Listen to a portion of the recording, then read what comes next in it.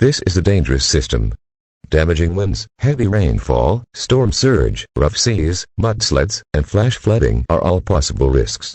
Djoungou is located 1,852 kilometers south-southeast of Diego Garcia, and has moved southeastward at 54 kilometers per hour, 29 knots, over the past 6 hours. Categories or estimated forecasts are provided by JTWC. Wind speeds and categorizations may differ from those provided by local meteorological agencies.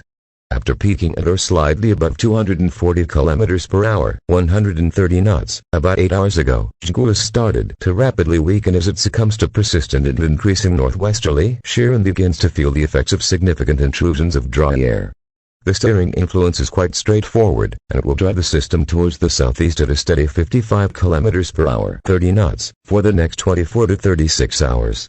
A slight slowdown and shift to an eastward track is expected by the end of the forecast as the steering level shifts lower in the atmosphere, where the steering gradient will be weaker. With the shear having now successfully penetrated to the inner core of the system, it will not be long before the vortex is completely torn asunder. In fact, the decapitation index (DCAP) model suggests this process will be completed within the next 12 to 24 hours. At the same time, both the HEFSA and HWRF model cross-sections show the process very well, with all that remains of the low-level vortex driving southeastward in 36 hours, completely smothered by a deep layer of very dry air extending from 800 HPA all the way up to 300 HPA. The system will begin subtropical transition, STT, shortly, but this phase of its life will be short-lived, and it will never actually complete STT.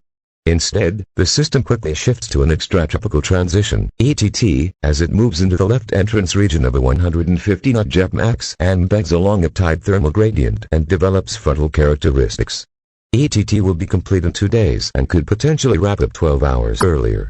Trap guidance is in very tight agreement, with minimal cross and along track spread through the short duration of the forecast period. The JTWC forecast lies close to the consensus mean with high confidence. Intensity guidance is also in good agreement, with all of the guidance showing a sharp and rapid weakening through the duration of the forecast. The JTWC forecast lies on the higher end of the envelope with medium confidence. Maximum significant wave height is 17.1 meters, 56 feet.